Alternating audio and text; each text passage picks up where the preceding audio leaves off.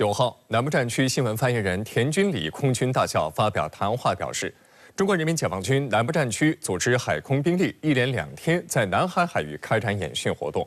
演训首天正是美日澳菲海上力量首次在南海海域举行全面海上联合军演。分析指，解放军公布南海演训活动细节，是对侵权挑衅行为作出的强有力回应。 南部战区新闻发言人田军礼表示，4月7号至8号，中国人民解放军南部战区组织海空兵力为南海海域开展战机巡逻警戒、海空联合突击、舰艇编队战备巡航等演训活动。 有分析指出，战机巡逻警戒和舰艇编队巡航是平时作战能力的体现，海空联合突击则展现出从平时到战时状态的转换，主要针对海空目标实施打击，同时也还可以反导防空、反潜进行海空立体防御，是一种体系作战能力的体现。 就在解放军在南海开展演训活动首日，美日澳菲海上力量首次在南海海域举行全面海上联合军演。解放军用实际行动展示一切搅局南海、制造热点的军事活动尽在掌握中。 美日澳菲7号在菲律宾的所谓海上专属经济区内举行演习，美海军机动号滨海战斗舰、日本海上自卫队蜀号驱逐舰、澳海军瓦拉蒙加号护卫舰以及菲海军2艘军舰参演。演习内容包括反潜战、舰船通讯、编队航行训练。 深圳卫视注意到，4国没有提及演习的具体地点，但多名消息人士向媒体透露，演习在菲律宾巴拉望岛西北近海的南海海域举行。从实战意义上来讲，最大的一个就是反潜，一个就是通信。 因为在战时呢，实际上通信是非常之重要的，而这个南海地区呢，实际上由于它的水的深度比较大，所以说呢是潜艇搞这种伏击啊、潜伏的非常之好的位置。 时事评论员朱江明向深圳卫视分析，此次联演的大多科目象征性意义大于实战意义。另外，从参演兵力看，5艘军舰作战能力都不强。 有观察指，美国派出滨海战斗舰作战能力甚至比1艘护卫舰还要差，该型舰正在被美军逐步淘汰。日澳派出的驱护舰作战能力也一般，而菲律宾参演的2艘巡逻舰更是古董舰。 即便如此，4国仍要在南海高调进行这么一场联演，各有小算盘。菲律宾国防部长特奥多罗表示，此次军演是菲律宾建立个体和集体自卫能力的系列活动中的第1次。菲方也有意推动4国联合军演机制化，每年定期举行数次。 从澳洲的角度来讲，实际上是非常之愿意承担起这个东南亚保护者的这么一个角色。那么，实际上近年来澳洲的这个军事建设也主要以这个对南海地区这个为主。那么日本呢，实际上它也是紧紧的这个愿意抱住美国这条大腿，成为它在这个太平洋地区的核心安全合作伙伴。那么所以说这次它也比较积极。 而美国呢，实际上它的目的就是构建一个在南海地区和台海地区的这个亚洲版的北约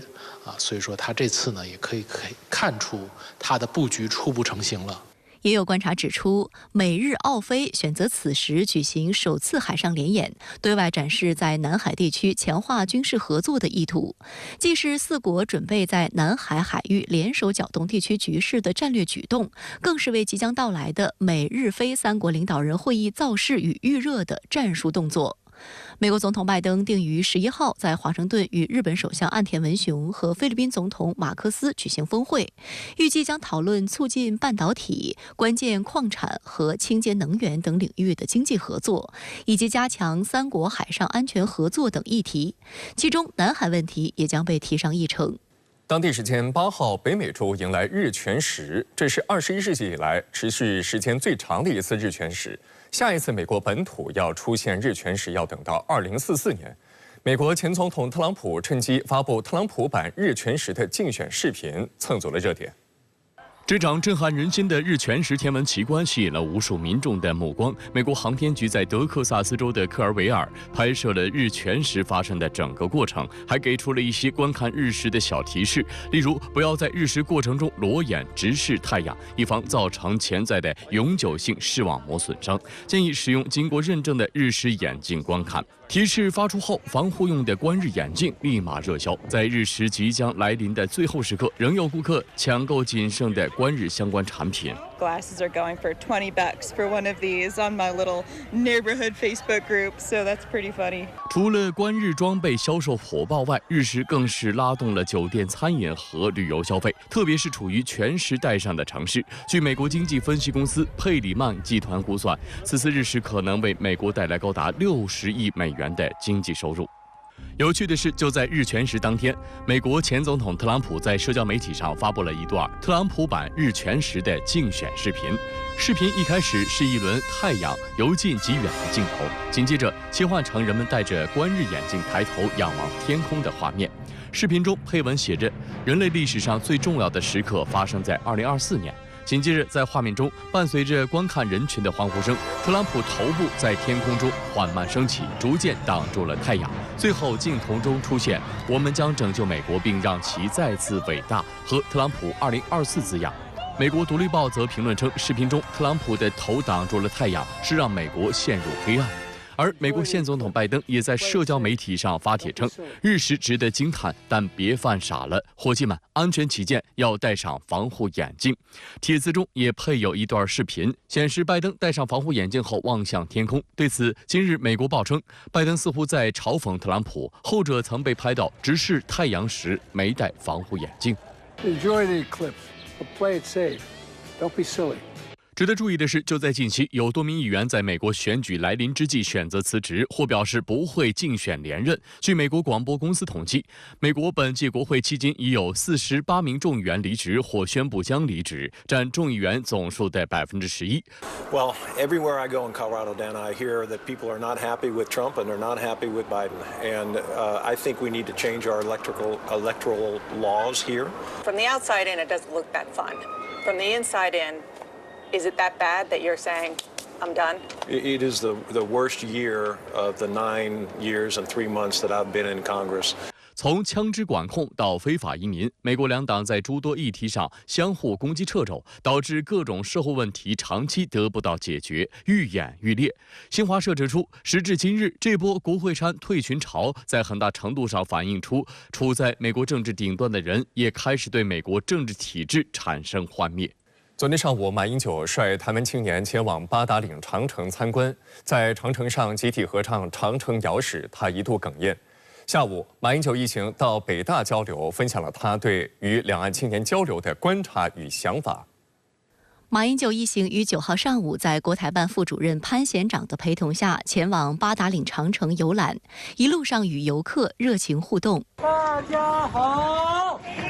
马英九与台湾青年还在长城上高唱《长城谣》。《长城谣》是一首爱国歌曲，歌曲控诉了日寇暴行，倾诉了人民被迫离家流浪的苦难，表现中国人民威武不屈、团结斗争必胜的信心。唱到4万万同胞心一样，新的长城万里长一句时，马英九哽咽拭泪。4万万同胞心一样。随后，马英九还眼含热泪说，每次唱起这首歌都会被感动。这个歌从我们小学的时候就会唱，是不是？好吗？唱得很感动。当解说员提到所在城楼是明代抗倭名将戚继光率军民兴建的，马英九幽默地说：“我知道，我跟他很熟。”深圳卫视注意到，中国国民党许多重要人物都曾登过长城，包括孙中山和中国国民党荣誉主席连战。孙中山曾评价长城：“中国最有名之工程者，万里长城也。工程之大，古无其匹，为世界独一之奇观。”随后，马英九率领台湾青年赴北京大学交流，北大校长龚其煌、党委书记郝平以及在北大任教的乒乓球奥运冠军丁宁陪同参访校园。郝平笑称，马英九的到来带来了好天气。郝平去年7月曾率领北京大学、清华大学、复旦大学、武汉大学、湖南大学5所大陆高校师生赴台参访交流，丁宁也是当时的团员之一。那从此次行程也可以看出呢，促进两岸青年之间的交流呢，是马英九率台湾青年2次访问大陆的主题之一。那去年的话呢，其实马英九呢是带领台湾的这个青年学生造访了武汉、湖南和复旦3所大陆高校。那随后的话呢，马英九基金会也曾邀请5所学校的师生参访台湾。当时我如果没有记错的话，带团的应该就是北大的老师，所以此次的这个北大行也被外界视为是一种友好的回访。那此次马英九率领台湾青年到访北大，既是对历史的一种追溯，也是对两岸青年交流的一种激励。